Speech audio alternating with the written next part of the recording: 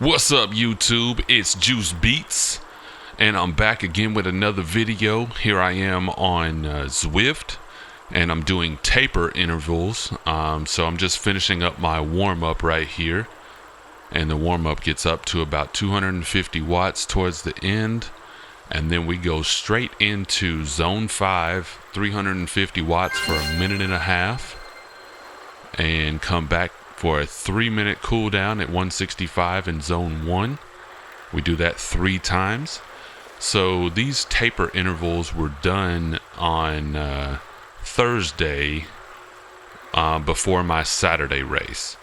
So I actually did the day before this set of 5, and so this is the set of 3. So I'm just kind of coming down, still getting some riding in, still filling those watts. Basically just getting ready for the crit race that I'm about to do on Saturday. And the race is the Hincapie Spring Series race in Rock Hill, South Carolina, and it'll be on the Rock Hill crit course. And just looking at the crit course online, the course looks like kind of a bean shape. Maybe technical, maybe not. We will see when I get there and start to do some pre-race warm-up laps around the course, just to get a feel for everything. It looks like there's a bit of a hill on the backside of the course, so that'll be somewhat of a challenge for me, just being bigger than everybody in the field usually. The wind has been blowing here the last few days, so hopefully it dies down before the race. We shall see. I'm looking forward to it. Been, trying to keep my fitness up and riding every day, getting, 130 to 150 miles a week or more.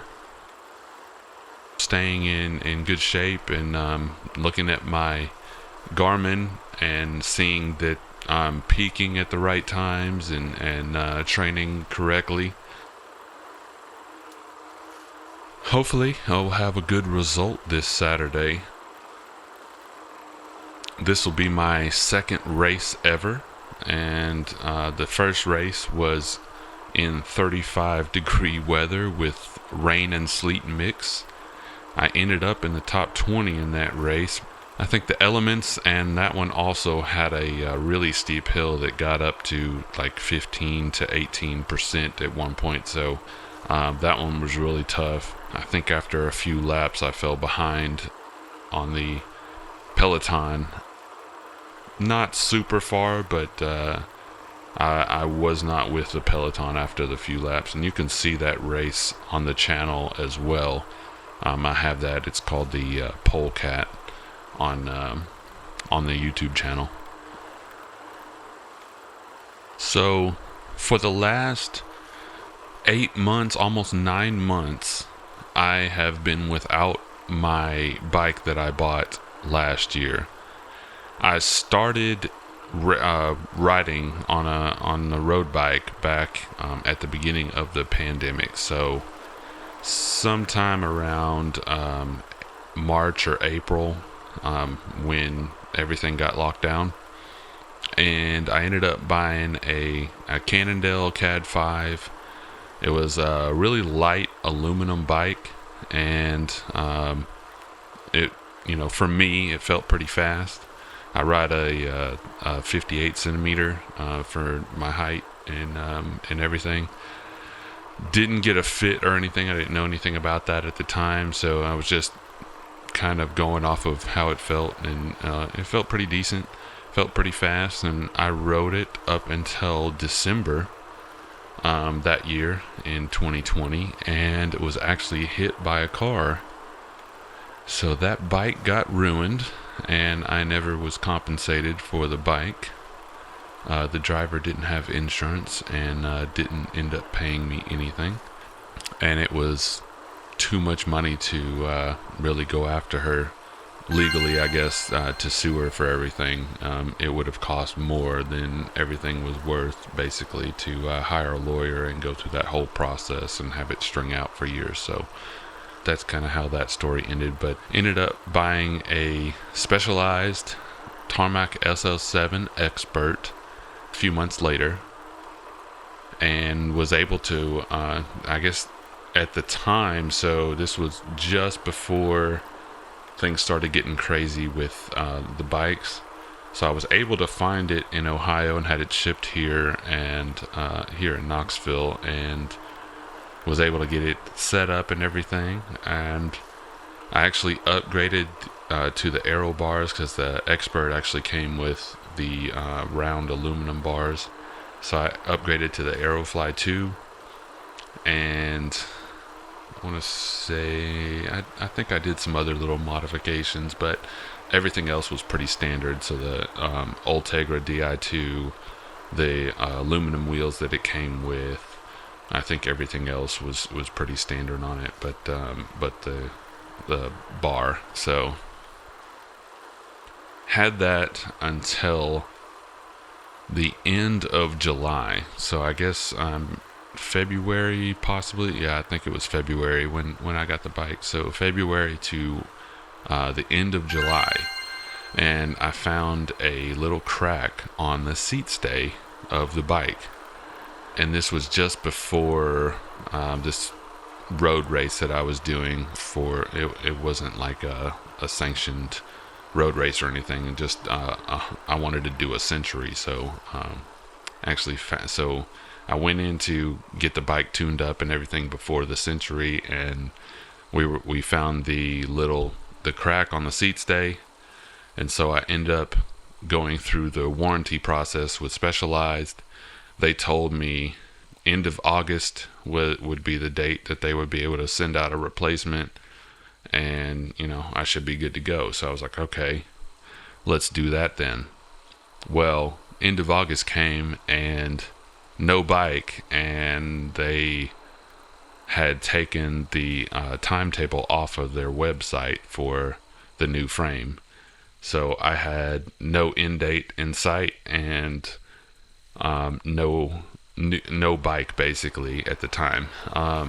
In between all this time, I actually bought a Jamis Endura, fully carbon, and I got it for fairly cheap.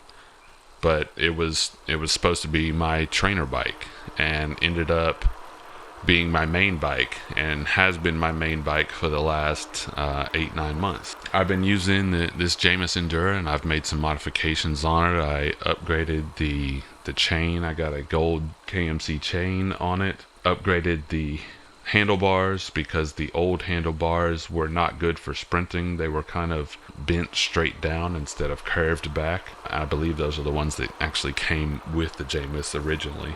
Upgraded those to some FSA bars, and they're much better for sprinting. And upgraded the saddle. I've got a Specialized power saddle. I got the carbon version, so it's pretty nice and comfortable, but it took me a minute to get used to. I had to find the right space or right place it needed to go, I guess, for me to be able to sit on it.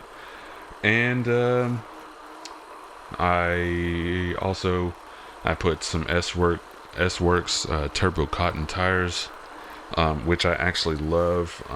I wasn't sure, because I was enjoying the 28s that I put on the other bike at the time, but I've been using these 26s, and I feel pretty comfortable on them, and they feel pretty good under me. I also upgraded the chain rings, because I had a 50-34 on there, and while it was good for climbing around town and things like that, not the best chain rings, I think, for crits. If I want to do some sprinting and things like that, I needed those couple extra I guess notches on the chain ring. So I upgraded to a 52-36. I guess eventually I'll do a 53-39, but I may do that on the other bike, and also get a power meter on there. So still don't have a power meter or anything like that. Just kind of going off of how I feel. It's great on Zwift that I'm able to see my power and see how much I can put out on there, but I'd love to be able to see it out on the actual road and see what I'm actually doing out there. And I can actually do some training out there with the power meter instead of being inside when it's really nice out. But yeah, so I've been using this bike for the last 8-9 months, and it served me well.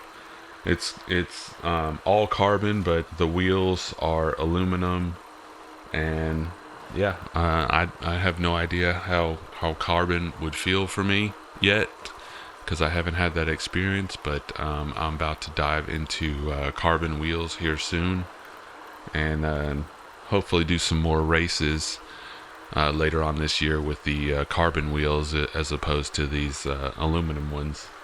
So here we are getting ready to finish the ride here, and I'm gonna be traveling in the next couple days for this race. Stay overnight in South Carolina, and then wake up early in the morning and do the race on Saturday. So I'm looking forward to that, and we'll see how it goes. I think everything is ready and tuned up, so yeah, look out for that video coming next in the next few days or so, and I'm excited to show you the results. Peace out, YouTube.